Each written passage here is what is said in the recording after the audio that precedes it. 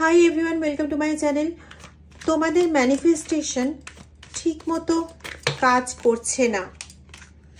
তোমরা ম্যানিফেস্টেশন করছো কিন্তু সেটা ঠিক মতো কাজ করছে না। শুধু তাই নয়, তোমরা যখন জব করছো, তোমরা জব করতে করতে হঠাৎ করেই তোমাদের এনার্জি খুব লো হয়ে যাচ্ছে। তোমরা খুব উইক ফিল করছো।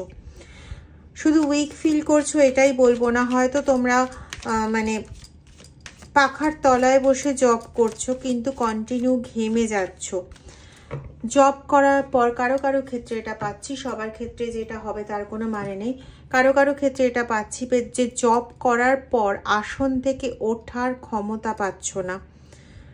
জব করতে বসার সময়, আসন শুদ্ধিকরণের সময় তোমাদের সমস্যা হচ্ছে।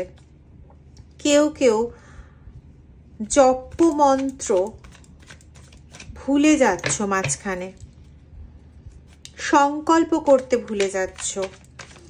জপ নিবেদন করার ক্ষেত্রে কারোর সমস্যা হচ্ছে। এই জাতীয় সমস্যাগুলোতে যারা ভুগছো, এই রিডিং তাদের জন্য। তোমরা 555 বা 66 এইগুলো তোমরা দেখছো। রিডিং তোমাদের সঙ্গে ভীষণভাবে একদম মিলবে মহাদেবের আশীর্বাদে, অবশ্যই। কারণ বারবারই আমি বলি, মহাদেব যদি না বলান আমি কিছুই বলতে পারবো না। এই শুধু কার্ডই শাফেল করে যাব। Thank you angel, thank you Mahadev, thank you very much. ওম নমঃ শিবায়, ওম নমঃ শিবায়, ওম নমঃ শিবায়, ওম নমঃ শিবায়, ওম নমঃ শিবায়, ওম নমঃ শিবায়, ওম নমঃ শিবায়।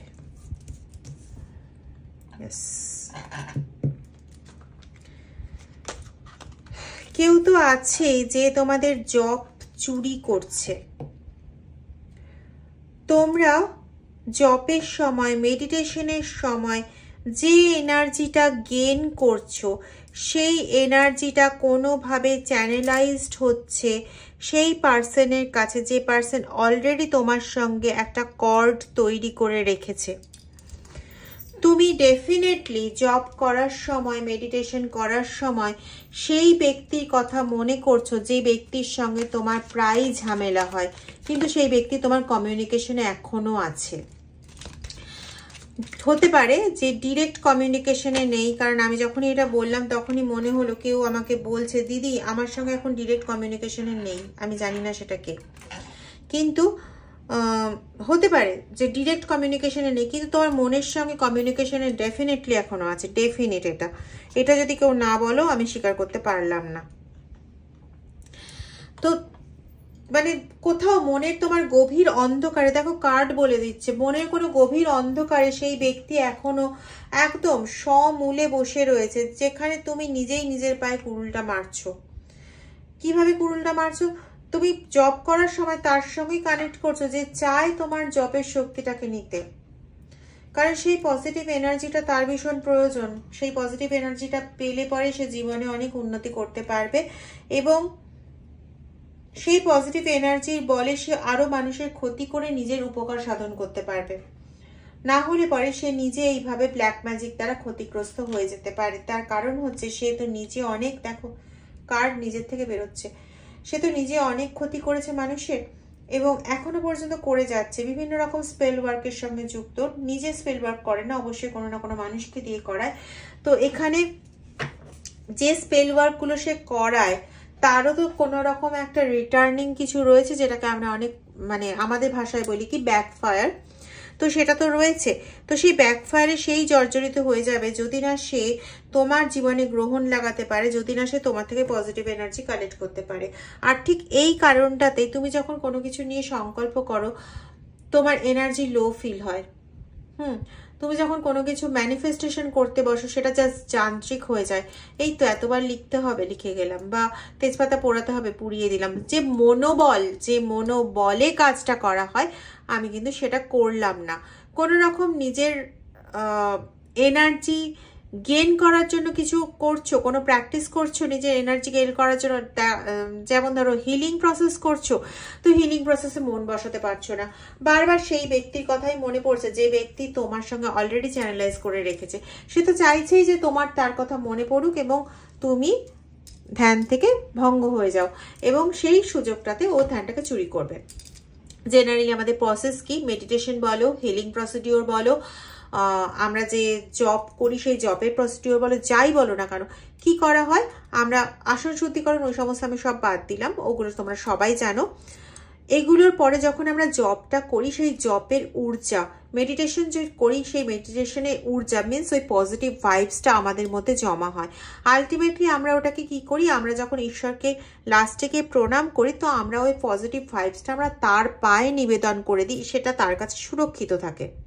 ঠিক আছে, এবার যখন আমাদের প্রয়োজন বলে তার মনে হয় যে আমাদের প্রয়োজন, সেই জপ্য শক্তির যে পজিটিভ ভাইবসটা সেটা আমরা তার কাছ থেকে পাই।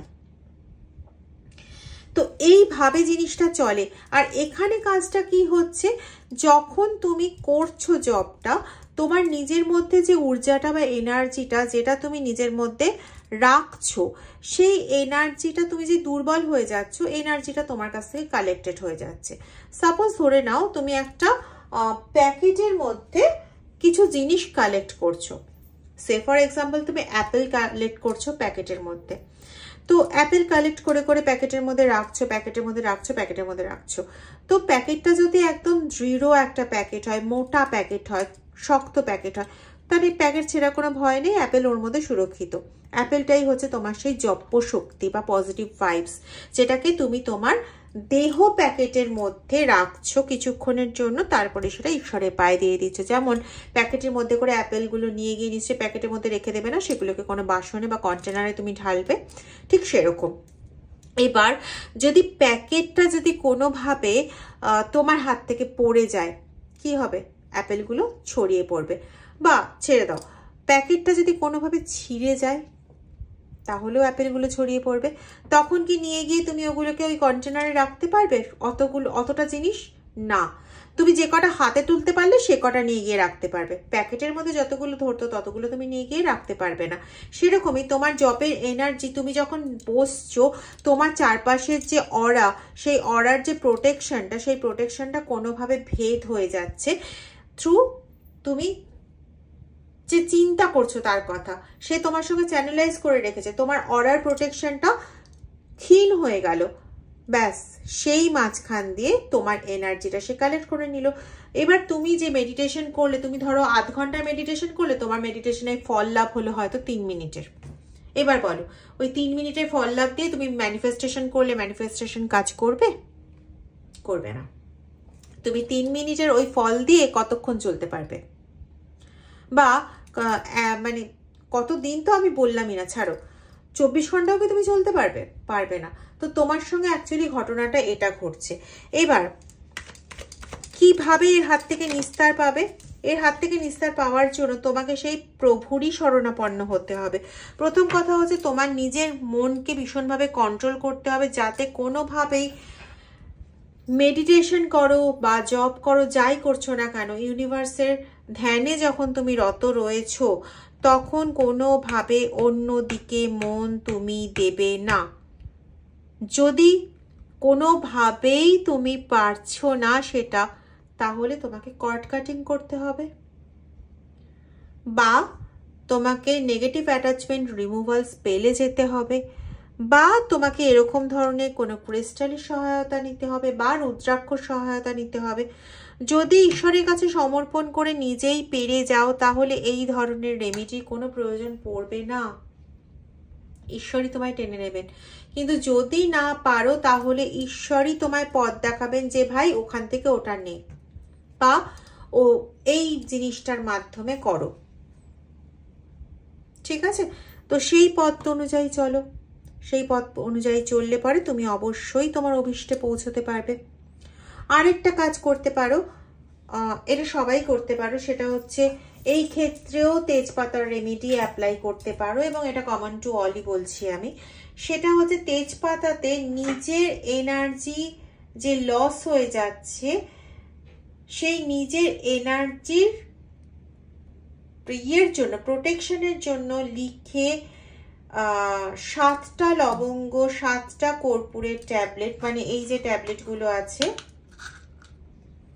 এরকম 7টা কর্পূরের ট্যাবলেট, 7টা লবঙ্গ, 7টি তেজপাতা একসাথে নেবে।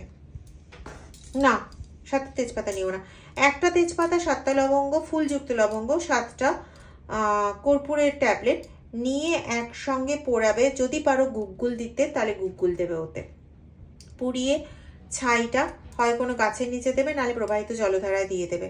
ঠিক আছে, বাতাসে উড়িয়ে দেওয়ার কাজ নৈম এই ক্ষেত্রে করবে না। এই প্রসেসটা পরপর 7 দিন করবে। দেখো তোমার মেডিটেশনের যে এতটা যে তুমি উইক হয়ে গেছো সেটা অনেকটাই তুমি ফেরত পাবে। যদি দেখো যে না পুরোটা আমি ফেরত পেলাম না, ম্যানিফেস্টেশন প্রসিডিউর আমি আগের মতন করে করতে পারছি না, তাহলে ভাই কারোর সঙ্গে কনসাল্ট করো, হিলিং নাও, কারোর থেকে হিলিং নিয়ে তারপরে তুমি নিজে হিল করো নিজেকে, তোমার কাজ হয়ে যাবে। ঠিক আছে, তো এই ছিল আজকে রিডিং। যদি রিডিংটা ভালো লেগে থাকে তাহলে প্লিজ লাইক, শেয়ার, সাবস্ক্রাইব এবং কমেন্ট করতে ভুলো না। Thank you very much.